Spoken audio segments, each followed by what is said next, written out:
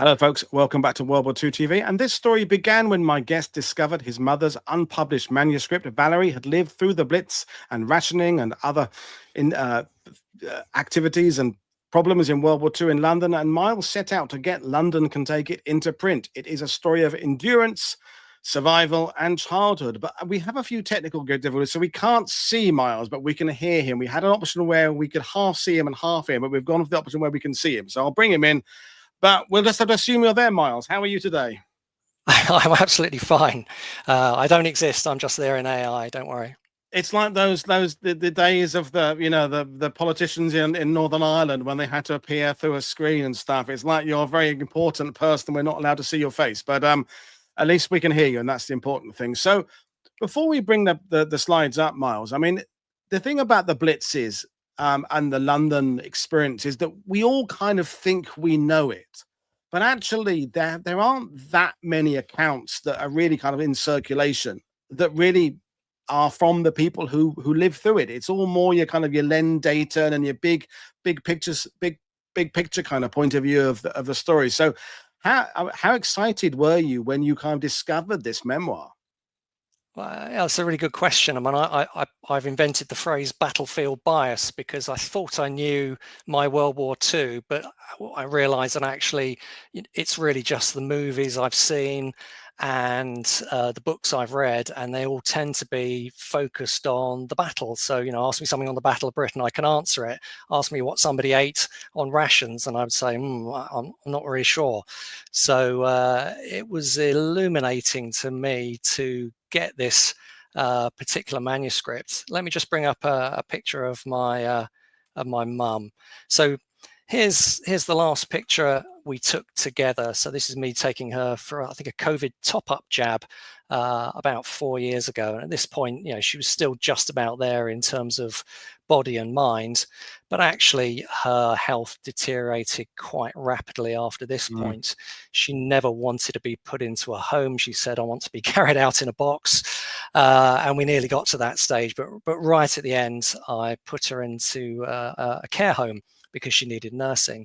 And at that point, I had no choice but to sell the property because the fees are so expensive. Now, my mum lived about 4 or 5 hours away from me. So, clearing out a house was going to be something of a headache. So I had a firm going in after me, and they were literally going to go in with a Luton van and take all the stuff and take it to the tip because most of it was sort of 30, 40 years old and hadn't been replaced. So I went upstairs to try and find some personal effects and went up into the attic. And that was where she had her writing room. And I know she hadn't been up there for at least 10 years because she couldn't manage the stairs. And indeed, there was a typewriter all jammed up, all covered in dust. But next to that was this manuscript, and I noticed it because it had a picture of her in wartime, a wartime childhood manuscript. And once I opened that, I realized I'd found something really quite special. So let me show you what I found. So here's the original manuscript on the left-hand side, and here was the picture that was on the front on the right-hand side. And what I have is 3 versions that she wrote of her childhood, of growing up in London in World War II. Most of it's typed, and then some of it's handwritten. And you could see as she's getting older, clearly her writing is getting worse and worse.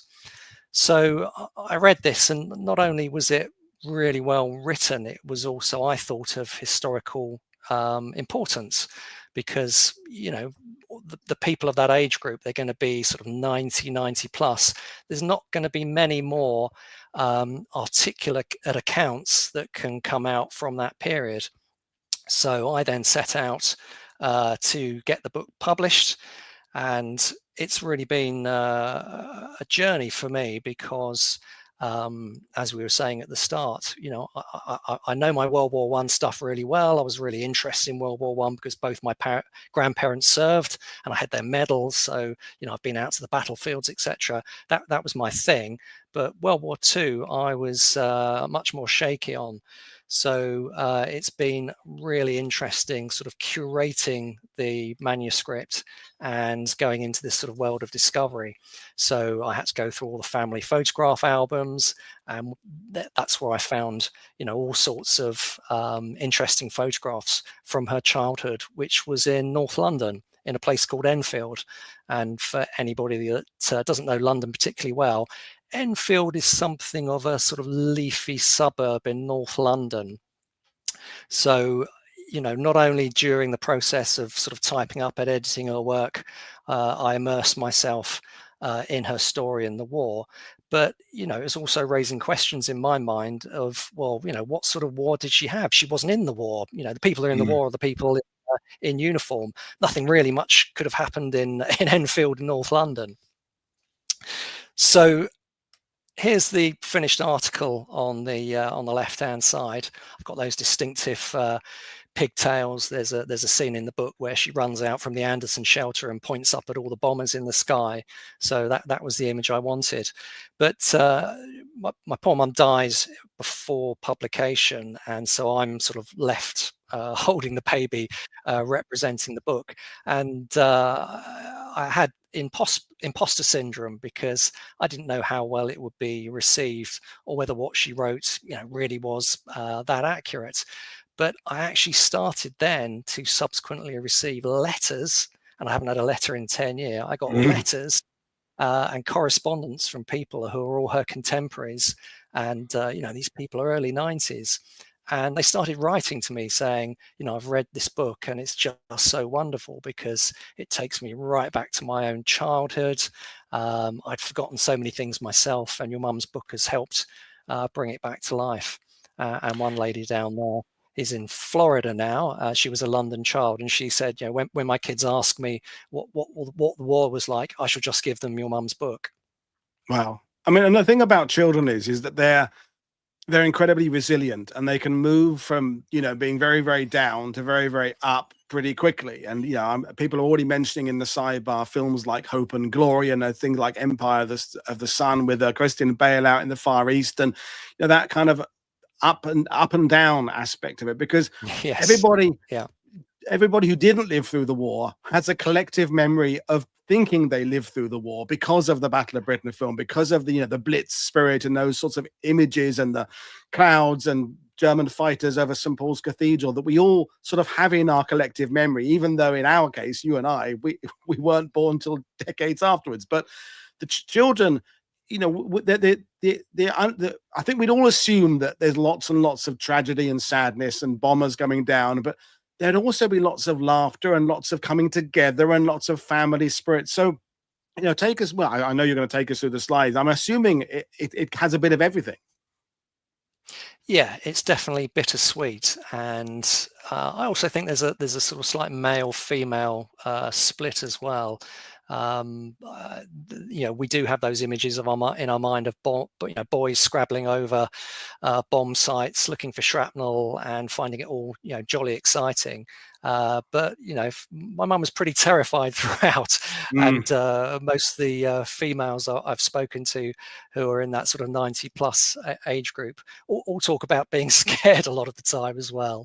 So but I think it's interesting what you say, that we have these movies like Hope and Glory, etc., and they really stick in our mind, don't they? And that can't represent what 5 million, 6 million civilians went through during World War II. It's just a version of what happened. So let's go on with the presentation. We'll build up discovery. We'll build up some questions for later on. So yeah, back to you.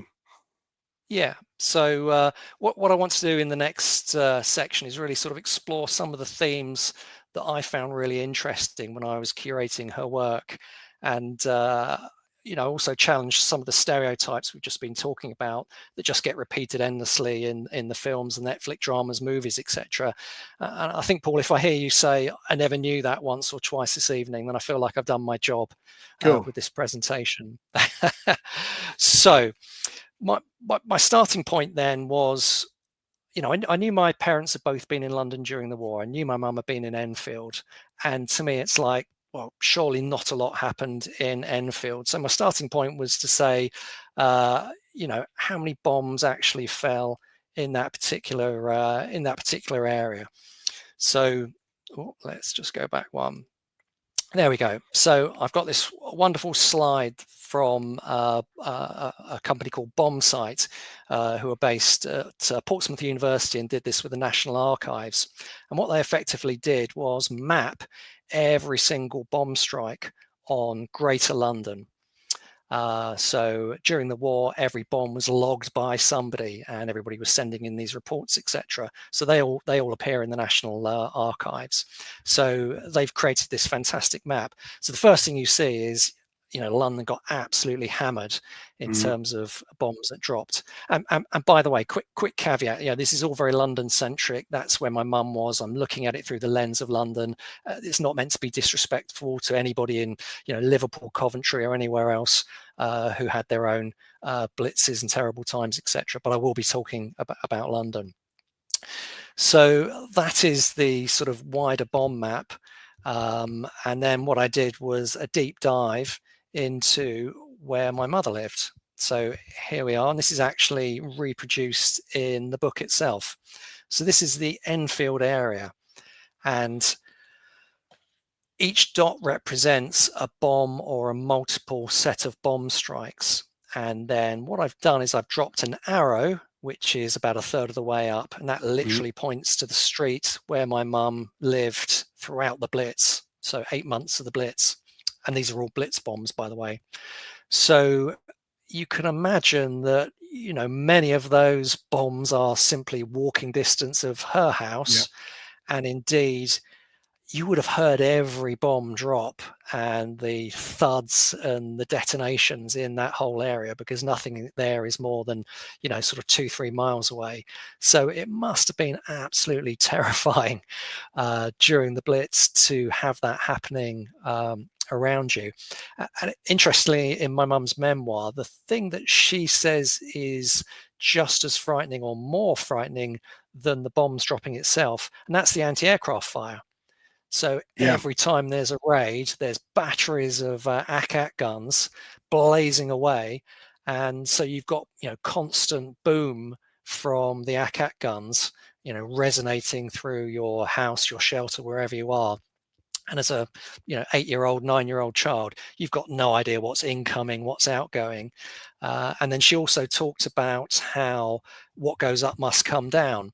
And of course, there's loads of shrapnel smashing around, breaking up tiles on the house as the anti-aircraft shells detonate above and rain back down on the population. And indeed, there are stories of plenty of civilians getting killed, probably by falling munitions coming back from the anti-aircraft guns, who probably weren't hitting very much during this early period of the war because they didn't have radar direction, etc. Yeah. And then the other thing that, you know, comes to mind when I'm thinking of Enfield is, what on earth are they targeting? What are they aiming for? Now, of course, there's a good argument to say perhaps, you know, they simply weren't aiming at anything. They're just scattering their bombs over London, particularly when they're doing blitz raids in the nighttime. But actually, there was a significant target. So top right of this picture is where the Lee Enfield small arms factory would be. And then just above that, out of picture, is a place called Waltham Abbey, which was the gunpowder and munitions works. So these were two very, very major places during World War II, and no secret. So these have been going since Napoleonic times. So the Germans would have had those, you know, well spotted workers worked in those particular factories, making in the Lee Enfield rifle factory, standard British issue rifles. Out in Waltham Abbey, they were making all the components for artillery shells and bombs, etc. So, you know, a lot of it may have been aimed in that direction. And also you can see on the right hand side, you've got these waterways. And as we know from accounts of the bombing, they're actually great navigational aids if you can see the moonlight reflecting off those waterways, so the bombers could actually potentially follow them up to the target. So that is bombs dropped during the Blitz. I've got a shot here of Churchill's. This is right at the beginning of the war. This is for all our American guests. And he's holding a Tommy gun. It's quite a famous picture. So at the start of the war, when Britain was looking for supplementary, but unfortunately, most of them were left on the beaches of Dunkirk, which was why we had to step up with the production of the Sten gun. And what I hadn't realised until I did some research was that the EN in Sten and the EN in Bren stand for Enfield. So both those guns were manufactured in that Enfield factory. So I thought that was interesting. Yeah, I not all of them, but yes, a lot of them were, but not all of them. Yeah. Sorry. Let's then move on to, that's okay. Let's then move on to Bush Hill Park. So this is the area of Enfield that my mother lived in. And I contacted the archivists at the local library there, and they were able to supply me about a dozen pictures of bombed out buildings, etc., in Bush Hill Park. So these literally would have been in walking distance of my mum's house. And several of these I've reproduced in the book as well. What's interesting, when we look at bomb damage, typically we see pictures of craters and very large buildings that have been leveled. They are the most sort of iconic pictures of bombs. But actually what you see here is buildings that are simply unfit to be lived in. And there's that great phase, isn't there? It's called dehousing. So effectively what you're trying to do is damage as many properties as possible, because you know that an awful lot of resource is going to be required to put those houses back in working order, and the workers may leave that area and the factories they're working in because they can't live in their houses very longer. So I thought those are interesting photographs. What my mum said in her memoir particularly scared them was something called parachute mines. So parachute mines were literally a water-based mine that had been developed for the German Navy. And when it came to the Blitz, they wanted extra munitions, extra punch. They effectively put these on parachutes, dropped them, and then with timers, they blew up above building height. So rather than penetrating into the ground where you lose some of the blast, they go off at rooftop height, and therefore they take out swathes of properties. And that's possibly what you can see here. Yeah. So all in all, something like 1.1 million houses were damaged or destroyed during the Second World War in London. So it's a phenomenal amount of material required to put that right. There's a great little story here, an anecdote in my mother's book that I wanted to share. So she talks about when a high explosive bomb smashes into the ground just a few feet away. She lived on a cul-de-sac, and the reverberation cracked everyone's toilet seats rather than damage the houses. And then the next day, all the toilets were placed outside on the curb, ready for civil collection. My mum said, "I thought they looked like a set of giants' false teeth." I love that. makes me chuckle. So the next bit I wanted to get to was, where did people actually shelter? And we've got a sort of myth versus reality slide here. So interestingly, I don't know if you've seen the Steve McQueen movie last year, Blitz. Again, you have replaying of those.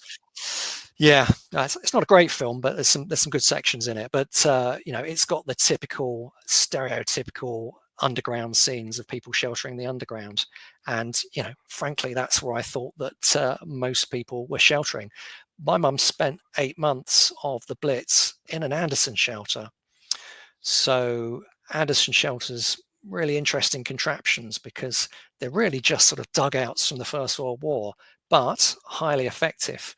They were delivered in 6 parts, made out of corrugated concrete. They had a very well-known semicircular roof, and people were putting them up in their gardens. Something like 1.5 million of these had been delivered to people's houses prior to war actually breaking out. So the government actually did a survey during the Blitz, asking people where they were sheltering. And of those sheltering, only 4% were actually in the underground. 10% were in public shelters, which might be schools, workplaces, factories, etc. But the vast majority, a third of Londoners, were actually in Anderson shelters. So that got me asking, why would that be? And I discovered when I was doing a bit of research that most people only got a 3 or 4 minute warning that an air raid was on the way. So in my mind, I'm thinking that there's people on the south coast with binoculars, they're sort of hearing, seeing the bombers forming up, coming over the channel, and then sirens going off everywhere, and everybody's got 45 minutes of warning. But that's not the case. They were there to alert the RAF, get the fighters in the sky, etc. Because at that stage, they didn't know where anybody was raiding. And it was only really when they understood where the raids were going that the local alerts went up. So again, in the Blitz, most of the bombing took place at night. So if you're in your house, you've finished a day's work, or you've been to school, you've got a 3-minute warning. Well, there's only one place you can get to, and that's, grab your air raid mask, grab a flask of hot water, and get down to the Anderson shelter 20 feet away outside your back door. You're not going to get to the tube station, and you're not going to get to the public shelter in your local town centre, which is why most people are in their Anderson shelters. Good point. So here's another nice quote from my mother's book, which is, once the all clear are gone, we would dust ourselves down, leave the sour, frigid air of the shelter behind, and then she would look across central London, and there would still be dancing orange from the inferno raging in the city. So that was her typical experience of days in the Blitz, or nights in the Blitz, and emerging in the morning. And interesting photograph on the right-hand side about how effective the Anderson shelter was. It was pretty impervious to everything apart from a direct hit. This is because it had the semicircular roof, which deflected blast, and also an Anderson shelter had some give in it, whereas a building is typically square and solid, and the brick can't take the blast. So the houses come down, and then people, were often reported to be crawling out of their Anderson shelters, not realizing that the house outside or their own house had actually collapsed behind them or in front of them. So that's quite a typical experience of Londoners.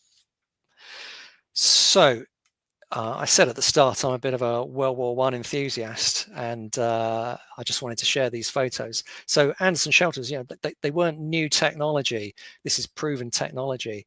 And these are all pictures from Passchendaele, Flanders in Belgium. What you've got on the left-hand side is Sanctuary Wood.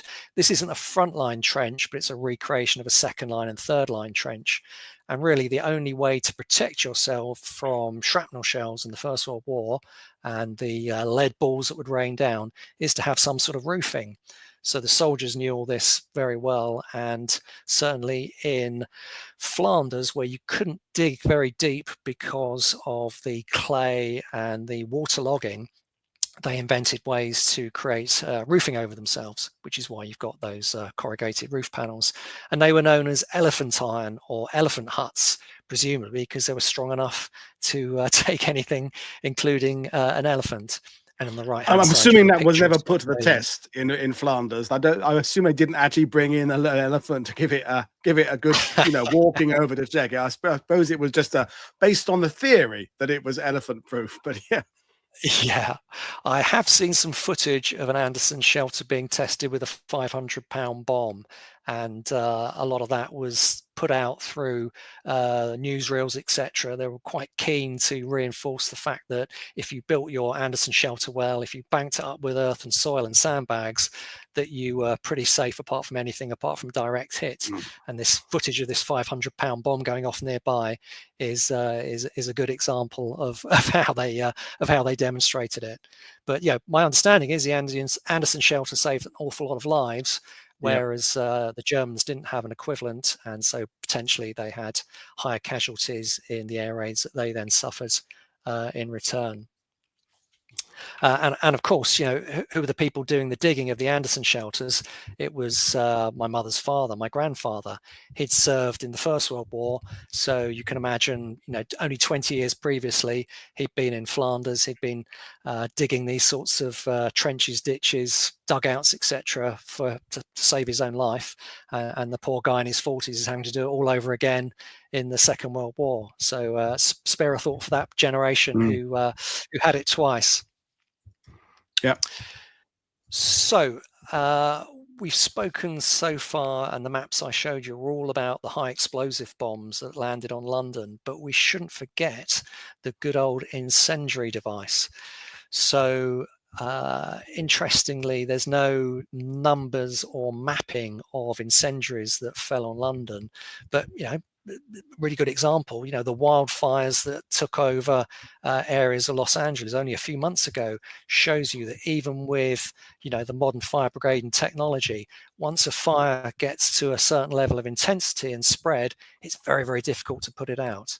So the Germans knew this, and they tipped out incendiaries over London in huge volumes. So we do have some access to German records, and we know that in one particular raid over London, this is just one raid in 8 months, they dropped 86,000 of them in one night. And each of those could start a fire. So they're heavy enough, strong enough that they would punch through the tiles of a roof. They would settle into the roof space. They'd set off like a sparkler. And basically, unless you got to it within, a minute or so of the flames shooting out the side of it, you could well have a fire. Once you've got a loft going, it can set off the property next door, etc., etc., etc. So, hundreds of thousands of these dropped during the course of the Blitz. And my mum tells this wonderful story in her memoir of the naughty children, usually boys, who learnt that a lot of these incendiaries didn't actually go off. If they landed the wrong way, the pin wouldn't set the material off inside, the phosphorus. And so they quickly learned that after a raid finished, you could go outside, you could go and find some of these incendiaries, and the really naughty ones would unscrew the back of them, take that tail fin off, tip the material that's inside, magnesium, phosphorus, etc., into a bucket. They could set it alight, they could have their own little bonfire, etc. Great fun, but also highly dangerous.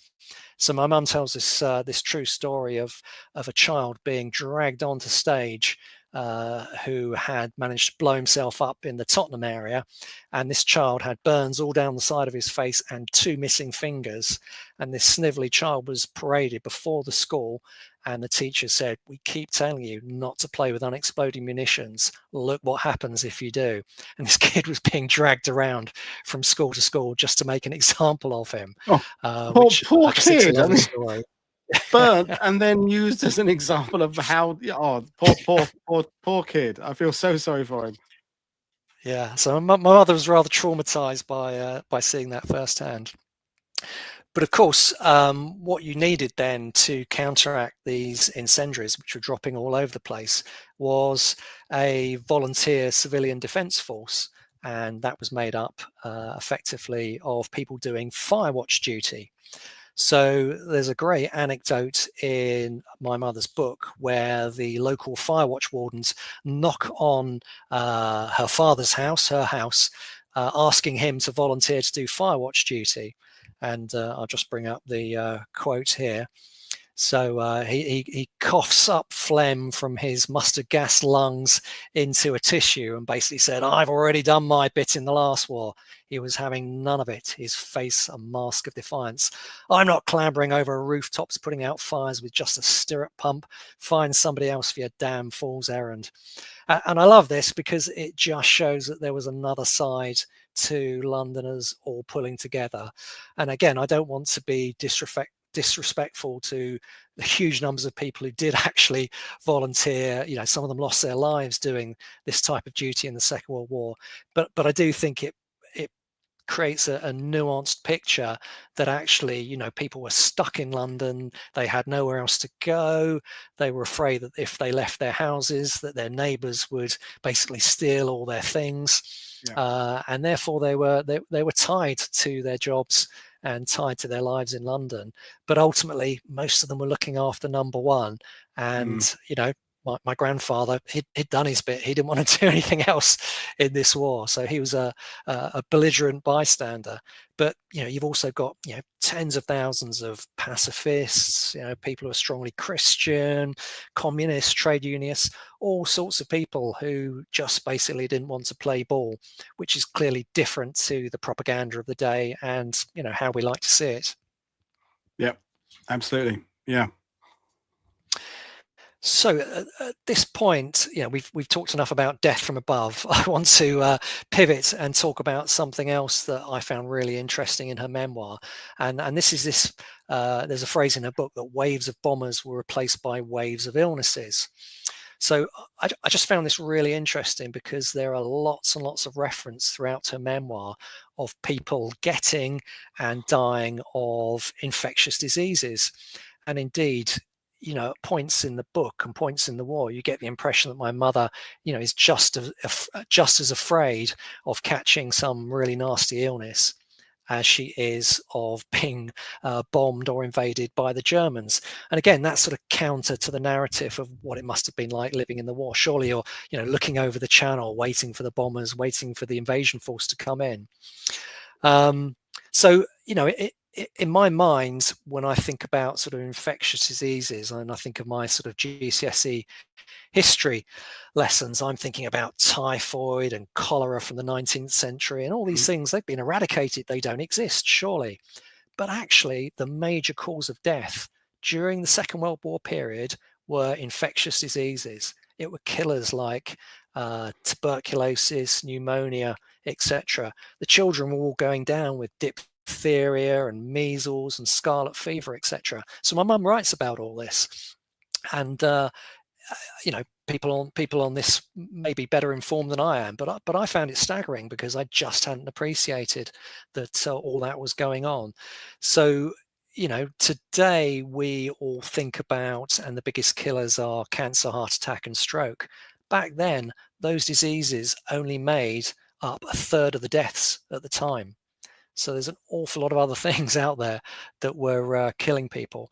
And during the war itself, a lot of these ticked up. So the slide on the right-hand side shows quite a significant uptick in the number of TB deaths during those parts of the war. So I found that really interesting, and I started to just sort of dig into why that might have spiked up. And some really interesting things came out. And there's an analogy here with COVID-19. So at the start of the war, people who were suffering from TB, they often stayed in, you know, a phrase we don't really use now, which is sanatoria. So lots of hospitals had sanatoria wings, and people could spend up to 18 months slowly recovering from that particular illness. And indeed, I read this wonderful account where they were putting sandbags on people's chests and getting them to breathe in and out, trying to strengthen their chest muscles and lung capacity. That was part of the cure. But just like COVID-19, they emptied the hospital wards of all these people and sent them home to be ready for bomb injuries. And that actually then reintroduced tuberculosis back into the healthy population. There were also a lot of interesting notes between ministers, health ministers, etc., all around the 1939-1940 evacuations. They were very, very concerned that all these unhealthy kids from inner cities were going to be going to the countryside and taking their illnesses with them. So again, there was a debate about, you know, who should go, where they should go, and what can we do to protect the population against these serious illnesses. And I guess just lots of transferring of different strains of things because of the movement of populations. I mean, from 1940 onwards, you have people coming from Poland and Czechoslovakia and across the empire, all kind of, you know, mixing different strains of even simple things like flu, you know, but when you're all living in the same community, you sort of build up a tolerance to and to certain strains, but then there's things coming from all over the world now. And then, as it's we've had comments in the sidebar, people Spencer saying, contaminated water, as you said about the anti-aircraft fire, lots of shards of metal going upwards, they're falling down, water mains are being hit, sewage pipes are being hit. Yep. There's the potential health risks are just increasing all the time. So, when you were talking about the Germans dropping bombs on, for example, the Enfield factory, as you say, even hitting those reservoirs, hitting just the network of water can have this sort of long-term effect of just reducing everybody's public health. Yeah, and earlier I was talking about the high explosive bombs that typically would penetrate and go into the ground. They weren't always doing a huge amount of damage to the housing, but what they were doing were breaking up the pipework. So again, my mum talks about, waking up, coming out of the Anderson shelter in the mornings and being able to smell human stench and gas because things like that have been broken open in the streets, several miles away. But you could smell those distinctive smells after the all clear. So going back to we're told not to travel. So of course what happens in the war, as you said, you've got mass movement of people, and indeed the evacuation of 1.5 million people at the start of World War II was the biggest organized movement of people in history of humanity up to that point in time. So, they're all taking their illnesses with them. And of course, whereas everybody's spending their days and nights during the long period of the Blitz, they're in shelters together. So they're not 6 feet apart. They're all crowded together, sharing that space. And then I guess finally as well, we shouldn't forget that as the war progressed, people are actually just getting worn out.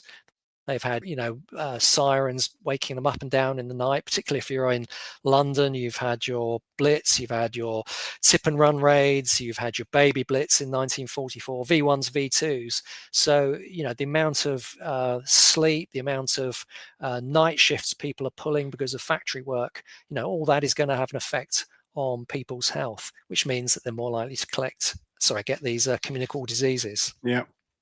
Good point. And then I found this really interesting diagram that I clipped off a government website. I found it really informative because what it shows you is there was no progress for 20 years prior to the Second World War. And then you can see at the Second World War and post the Second World War, all these inoculations and vaccinations come in. And then I'm born late 60s. And of course, I'm jabbed to hell as a child. And all these things are in the past. So I've got no memory myself of any of those sorts of illnesses killing or harming anybody because it just doesn't happen. So that's different to my implied knowledge, which was, well, surely, in the last century, NHS comes in, everybody's fine, it's not a problem. Well, that's certainly not the case. So I just thought that was really interesting. And then the other thing at the bottom, you said to me in my contract, I've got to mention D-Day. So here's my D-Day reference. It's about antibiotics. So, penicillin had been discovered many years beforehand, but they hadn't learned how to mass produce it, which still meant that a soldier or civilian could easily die of a simple cut, blood poisoning, recovery from a wound or an operation.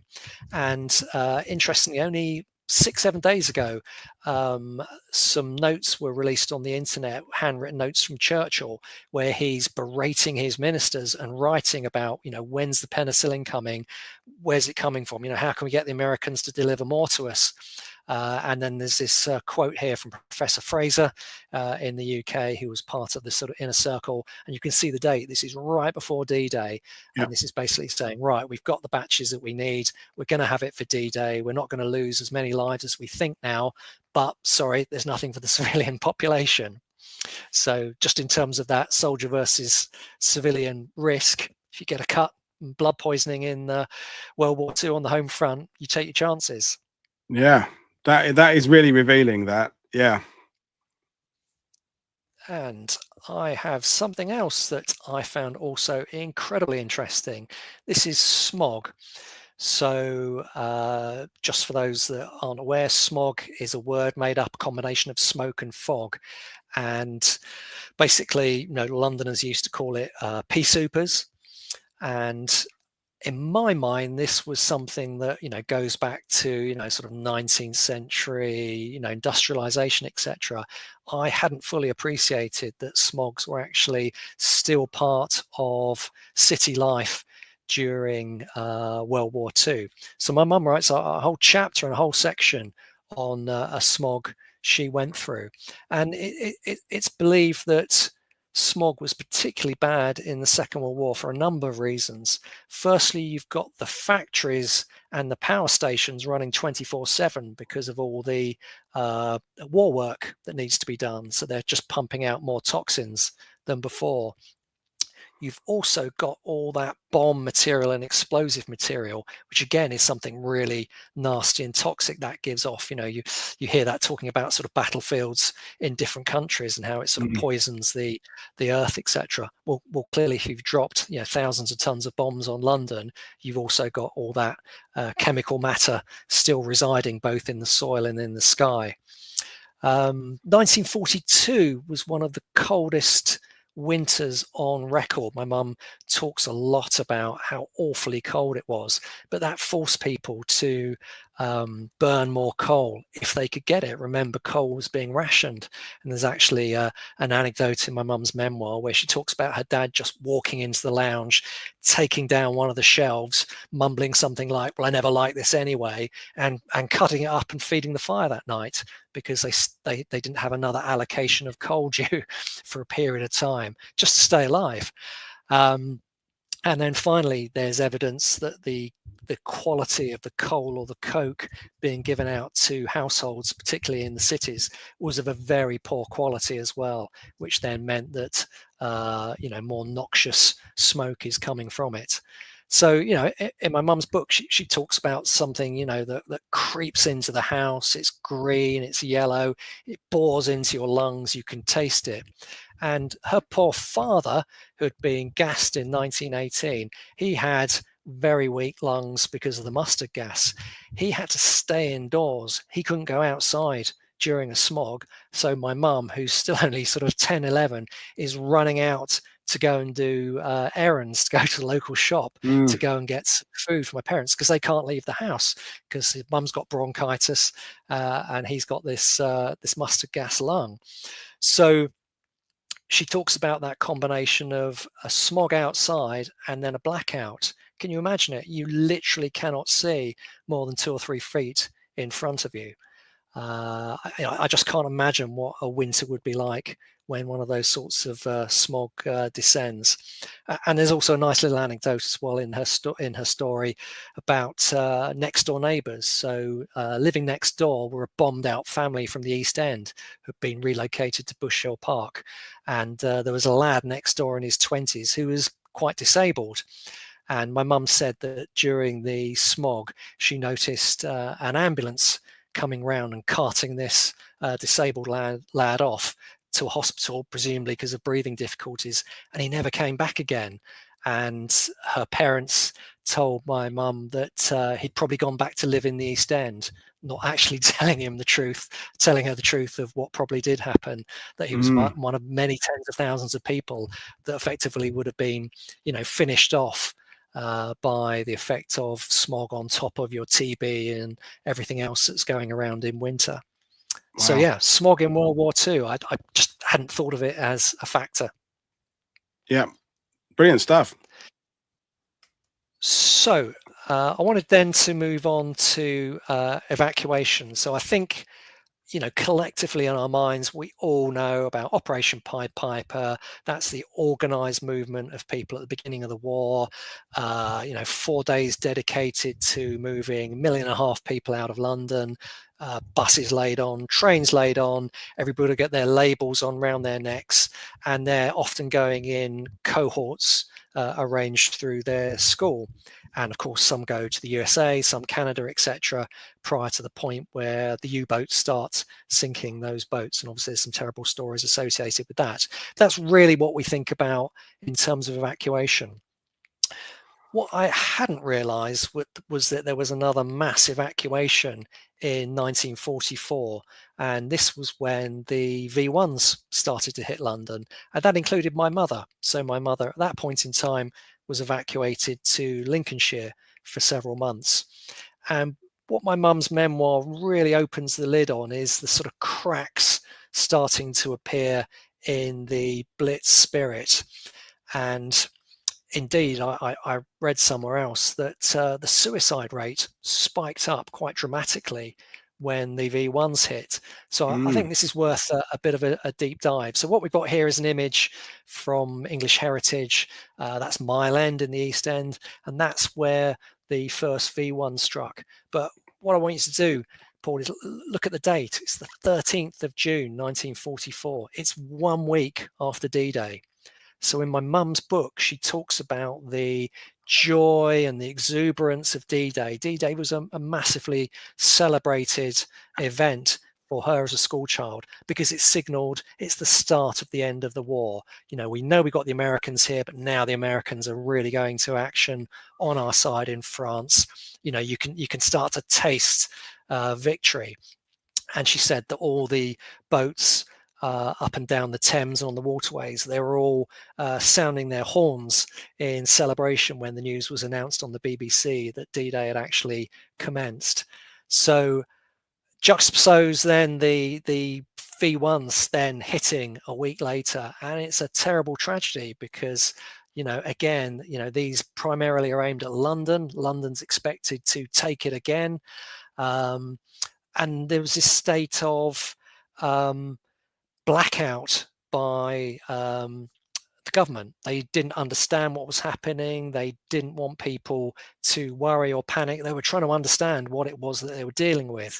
But of course, that means rumours running around. And all this starts to play on the psychology of people. And my mum said it had a really deliberating effect on people's morale. They'd taken it for years, and now here we were in 1944 again, and it's vengeance weapons. And so what made them particularly unnerving, I think it's the noise that they made. I think it's the fact that these things were coming 24/7. So if you contrast that to the Blitz, what you had in the Blitz was a siren. You go down to a shelter, you get an all clear, and then you've got 8, 10, 12, 14 hours before anything happens again.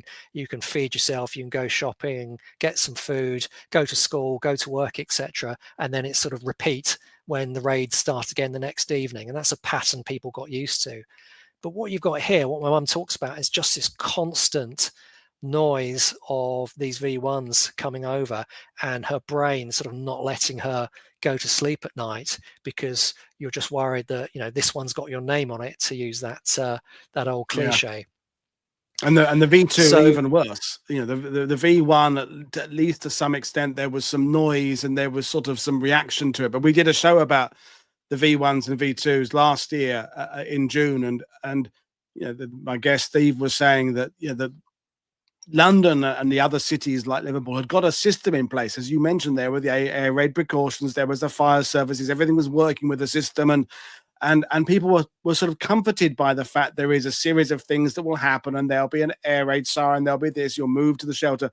But the V2s took all that preparation away, and it was just, as you said, just death coming suddenly.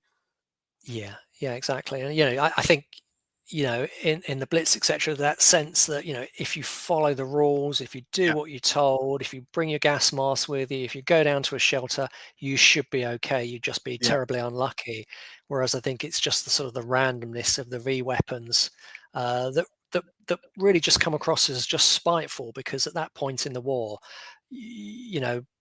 there's nothing to be achieved. They're not trying to degrade Britain prior to invasion, which is what they did in the Blitz. They're just doing it to hurt. And my mother's views on Germany and the Germans really sort of stiffened at that point, because they're just being killed for the sake of it. I can't really think of another better way of describing it. So my mum talks about the population being incredibly fragile at that point in time, quite mistrusting of the government because they're not really being told the information. And partly they weren't told the information because at the start there was no defence. The ACAT guns couldn't hit them. All the ACAT guns were around the edge of London. They weren't on the south coast. And the planes at that point in time hadn't learned how to catch them, speed up to them, etc. So obviously within a few months, something like 80% of the V1 weapons are being knocked out before they get to London. But not at the start. They were pretty defenseless. And that's why people cracked.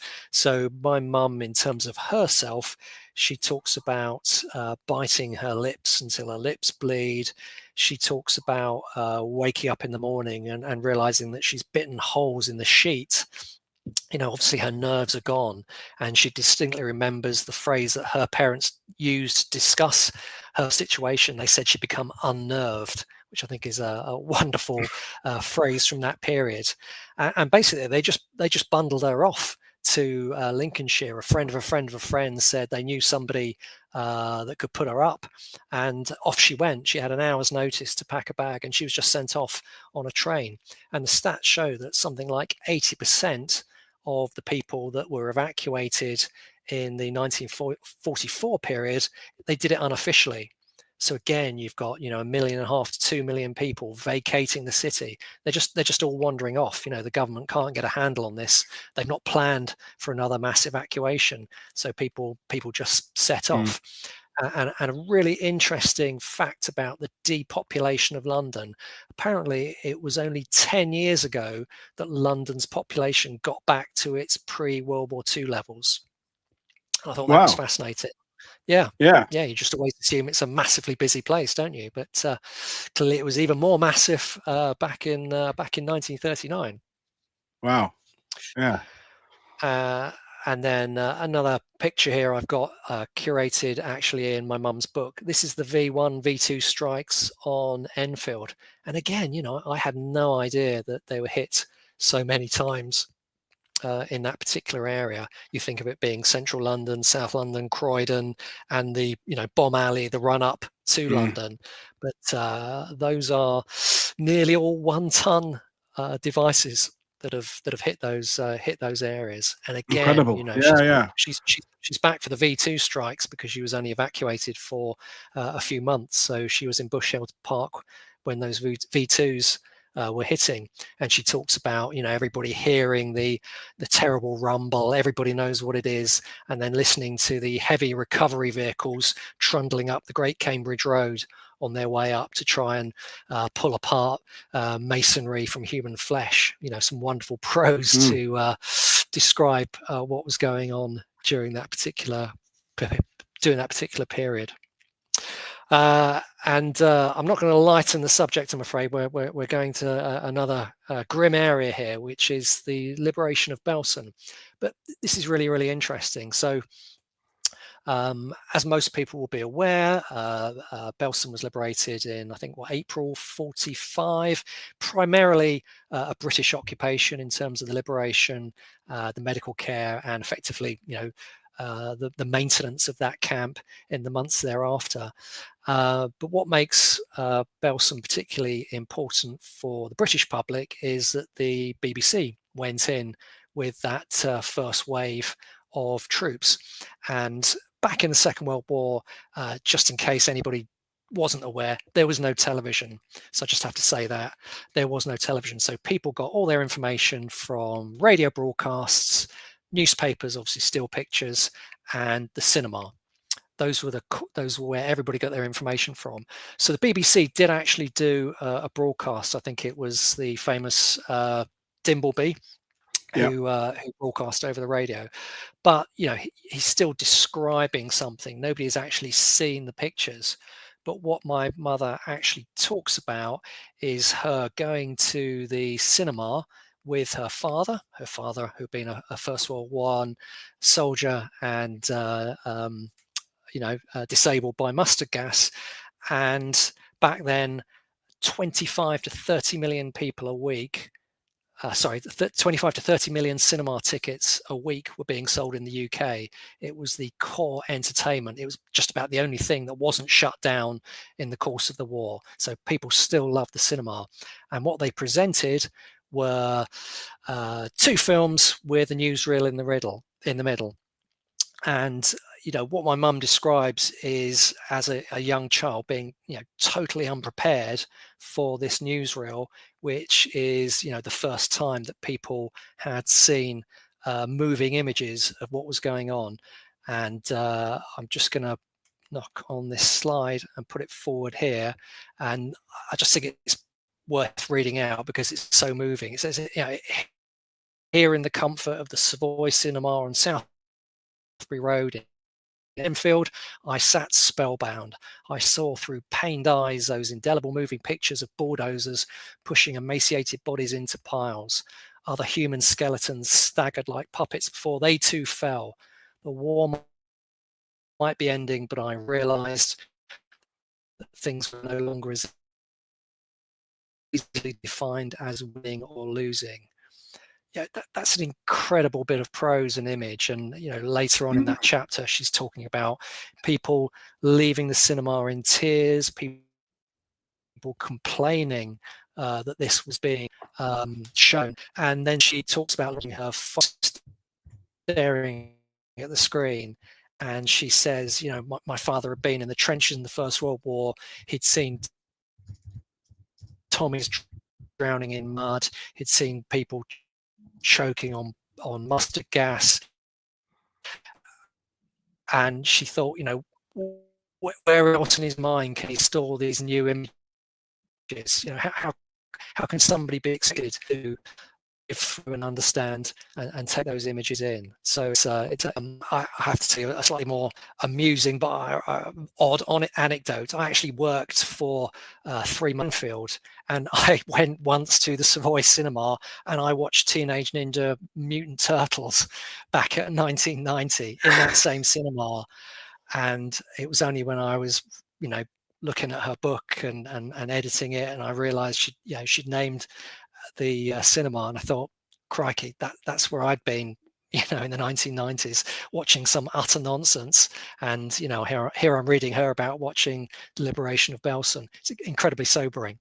And thank you, Miles, for bringing 2 subjects together, because we did a series of shows back in March and April about the liberation of the camps, and talked about the British troops, the American troops who were doing that actual physical job of moving through there. But you don't necessarily connect the fact that there's that moment when the public found out about it as well, and your mother clearly has a way with words of describing that. So it's you think you have, in my head, things are in their lanes. The people in London are experiencing the Blitz, and the people liberating the camps are liberating the camps. But there's a merger of these stories because of the news and because of the films, as you've been mentioning. So it's interesting to think that it can be the discovery of the camps was also something that shocked those who never went anywhere near them, but just, as you said, happened to sit in a screening in the Savoy in Enfield and understand what was going on all those miles away.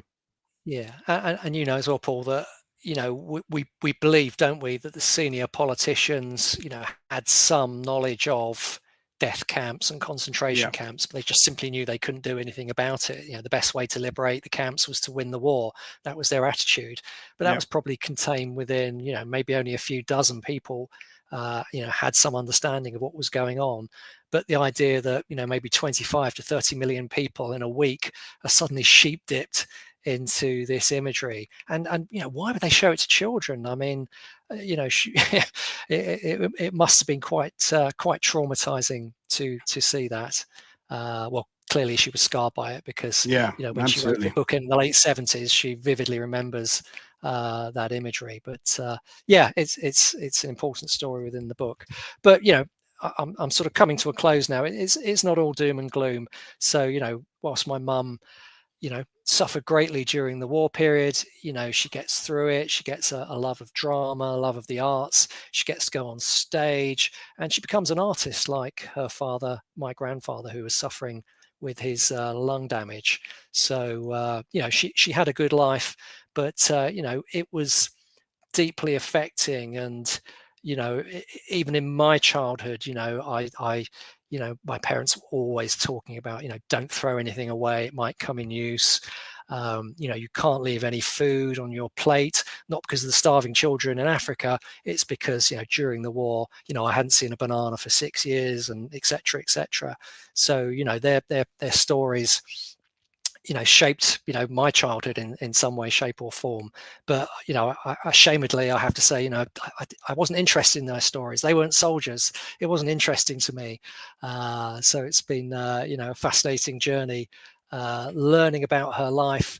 And, of course, she died during the process. So I never actually got to talk to her about these things. And then, finally, that's a picture of her in her late 70s. That's around the period where she would be writing her manuscript, and the wonderful cover on the right-hand side. Well, brilliant stuff. We have a few questions. Any more slides, or are we done? No, we're done. Thank you ever so much for listening. Okay, so we had a question from Kevin earlier about, was there any consideration to your mum being evacuated back in 1940? I mean, you said that Enfield was much sort of sleepier and more suburban than it is perhaps today, where it's been sort of swallowed up by Greater London. But was there a thought at one time that she might be evacuated then? Yes, her older sister, who was 7 years older, was evacuated, but my mother's mother felt that she was too young to go and to be separated, so the family was split. And interestingly, my mother's sister had a great time with her family. They were clearly, vetted, etc. And she wrote to that family for many years after the war and had a deep relationship. My mother, who was bundled onto a train unofficially in 44, she ended up on a pig farm in Lincolnshire, where she was literally in a hovel with pigs and pig muck right outside. And she was effectively kept there as a prisoner for several months, because the farmers wouldn't let her write home. And when she started to write home, they started to edit her letters home, because my mum was saying what an awful place it was. Please come and get me. So she had a very different experience to her sister. Interesting. In my family, my mum and my aunt weren't evacuated, but their house became home to two evacuees and their mother from London. So that my mum and her aunt stayed where they were, but they were joined by a brother and sister, say from London, and they became friends for the rest of their lives. And that kind of cliche of it being, in a weird way, the best years of their lives. These two kids from London who hadn't always had the best food prior to World War II were now living on a farm in Essex Suffolk border, and getting better food, and the bombs weren't dropping. So the evacuation story is not just those that were sent away, but those that received evacuees into their communities. And as in your case, Miles, the fact that some people weren't evacuated at all and carried on. So we have a couple of questions. So Gary asked right at the beginning about, does your mum mention the possibility of gas attack? Because you hinted earlier on with the Anderson shelters about the fact that the production of them had started before World War II, and we know that the air defense system had started long before 1939, and the issue of gas masks had gone. I think it was 1937 they started issuing. If someone will correct me in the sidebar, but obviously gas was never dropped on London. But did your mum talk about the fear of that? Because I always think if you're a very young child, even though they had those supposedly child-friendly Mickey Mouse gas masks, putting one of those on, even just for practice, would have been, for me, terrifying if you've got a sense of claustrophobia. So does your mum talk about the gas attacks or the fear of them, or the gas masks? There is. There's a whole chapter in the book about when the gas masks are issued, and people sort of vomiting into the gas masks because of the sort of plastic rubbery smell. My mother said that she'd only just had some teeth removed, where they'd put effectively a plastic mask on her with ether to knock her out. So she had a sort of traumatic experience where she almost like sort of scratched the teacher's eyes out when they're trying to force her to put a gas mask on. And the teacher says to her, "Stop throwing your head around like a funeral horse." So yes, she writes in quite some detail about gas masks and being drilled at school, but she does definitely reference her father, and her father taking her to one side and sort of holding the gas mask and saying, this is your new best friend. You must carry that with you everywhere you go, because of his own experience. And my mother suddenly realized that, it was only 20 years previously where her dad, lost his battle to find his gas mask. And when they're in that Anderson shelter on the first night of the bombing, she can see his hand quivering so much as he's trying to light the lamp inside the Anderson shelter that he's got this sort of nervous handshake, because suddenly he's under fire again. And there's that fear that we don't know what the Germans are going to be dropping. Is it going to be gas? Wow. We'll do a couple more questions. There's a couple of comments I want to read out. So, because you're reaching not just people in the UK who are familiar with this story, but there's obviously people in the USA. So, Nathan over in the States, I've heard of the Blitz before, but I never realized how many bombers were actually dropped. The visualization has been eye-opening. That's your maps of the bombs earlier on. Sandy is saying, interesting. My mother was in Sussex, but some of the experiences were similar. J.W. Johnson, impressive the research Miles did to enhance his mother's memoir. Very informative. Good job. David O'Keefe, this is excellent social history. So people are appreciating this different view of World War II from perhaps we always cover on the show. But Scott has another question. You talked about your mum seeing that that Pathé film of the liberation of Belsen and the horrors there. Scott says, did your mother include any other public civil defense messages in her memoirs? Anything else she saw at the cinema or radio? And because they were one of the things of Churchill's of prime ministership was that he kind of was honest. He would tell the people of London and the other cities what was coming up. It wasn't the Nazi propaganda of hiding things. There was a kind of a pragmatic approach to these things will be bad, these things are coming. So did your mum refer to any of those announcements earlier in the war, things that shook her or made her scared? Yeah, so a couple of things there. Great question. The first is she remembers Chamberlain's speech, not because she heard it, because she was outside as a very young child playing in the street. But what she saw was the street was empty, and there was only really young kids like her playing with this little dolls and prams. And then she got brought in by her parents, and her parents sat her down and told her the news that war had been declared. And then she sort of looks around and she can't see any planes flying. She can't see any soldiers running around. And she thinks, what's all this about? And of course, then you have a year's gap, the phony war, where, there is no war for her to see. So she talks about a lot of that at the start of the book. But I think the thing that jumps out for me that she talks about is how, and it's probably particular to London, their lives were ruled over by, posters and the propaganda. And again, there's this wonderful contrast, she says, when she went to Lincolnshire for the evacuation, there isn't a single poster anywhere. And she said something like, it's as if Lincolnshire isn't at war. He said if it wasn't just for the sort of bombers circling high in the sky before heading east on their bombing raids, you wouldn't have known there was a war on, because everything just carried on as normal. But in the city, you've got posters telling you what to do. And I've talked about COVID, didn't I, earlier on? There is an analogy there about having sort of nightly addresses, being told, where to stand, what you can do, what you can't do. That if you don't queue, you're a bad citizen. If you buy too many loo rolls, you're a bad citizen. And that definitely comes across in the book, that they're ordered around. And there's one point I think is interesting in 44 when the V1s happen. Also around that time, rationing is getting tighter and tighter and tighter. And she said that, the government put up more posters, basically tell them to, put up with it because there's people suffering who are doing the fighting. You've got to keep your end up on the home front, because the government are sensing that start of that sort of collapse of civilian morale in the cities. So there's a poster campaign that just simply addresses that, telling them to get on with it and, keep that stiff upper lip.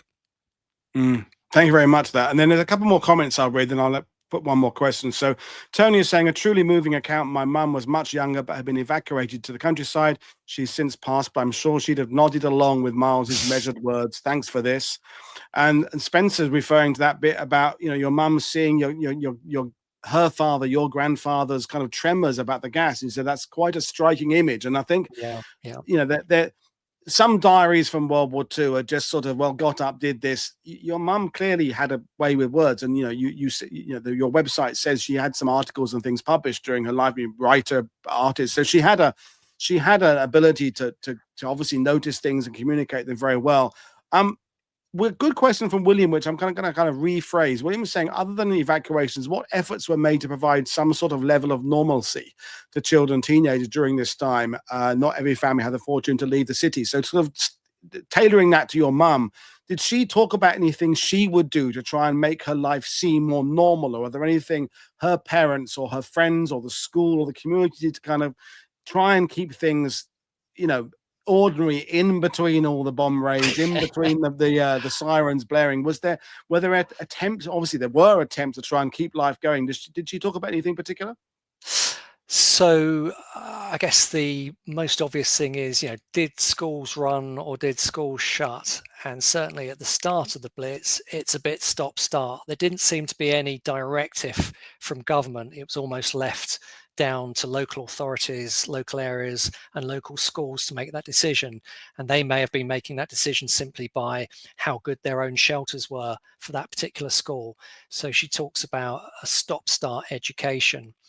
Her parents, though, were very keen that she did go to school, partly because they probably wanted her out from under their feet, but also they had to work. So parents were very keen that kids went to school, and I believe that at one point later in the war, when the schools again temporarily shut, it had an effect on war work, because you suddenly saw parents not going into the factories. They were suddenly having to go back and do childcare. So in the end, it was an edict that whatever happens, schools have to be open. But the normalcy comes from schooling, and it comes from the cinemas. But apart from that, there's very little to do. And my mum talks about the world in terms of it being very sort of black and white, because you've got to shut out all the light from your house. There's no street lighting. You can't go out after school and play all through the winter months. As I've said earlier, there's no television, etc. So all you've got is the radio, and you sat there in a cupboard under the stairs with your parents, or a 6 foot by 4 foot Anderson shelter with your parents. It's not a great time, is it? So I'm not sure there was a lot of fun and normalcy, particularly in the cities. And that's where there's that, parallel again with COVID-19, because, I know friends who are teachers who are saying that part of the issue for children was just the lack of a social life. You're doing everything via Zoom from home. You're not interacting with people out and about. And, we talk about, obviously, of course, a lot on the channel about veterans coming back with what we would now call PTS and dealing with all the issues they faced during the conflict. But children were robbed of their childhoods, and 5 years when you're in your 50s, like I am now, is a different prospect to 5 years when you're 10 or 11, and you're going through all of those things that are normally happening to you. Your body's changing, you're growing up, you're getting taller, but the war's happening as well around you. That would be a very long war if you're a child. And clearly it resonated with your mum, and she felt that need to write it all down in the years that followed. So we as World War II TV viewers are very grateful that your mum did take that time to put those words down, and grateful to you for putting it all together so we can learn from it. Yeah, no problem at all. I've really enjoyed it, and I hope some of what I've shared resonates with people, and maybe just shed some light on some aspects that people weren't aware of. So thank you very much for having me. It's been great. Thank you. So the link to Miles's website is in the description below, where you can buy the book from that directly, or you can buy it at your favorite bookstore, or wherever you buy your books. Tomorrow, don't forget, folks, on at a different time, 1 p.m. UK time, because my two guests are joining me from Hong Kong. We're talking about the Chinese heroes of D-Day, then back to normal time on Thursday, when we're off to Guam for the two battles of Guam, 1941 and 44. Then Jamie A. Lundy, another World War II TV viewer turned guest, is going to be talking about his grandfather, who ended up serving on a Polish ship off the coast of Normandy, but had been through... you wait till you hear this story. It's an amazing one. So click like and subscribe, buy my guest books, and I will see you all next time. Thank you, Miles. Thank you, viewers. Thank you for watching. Cheers, everybody. Bye.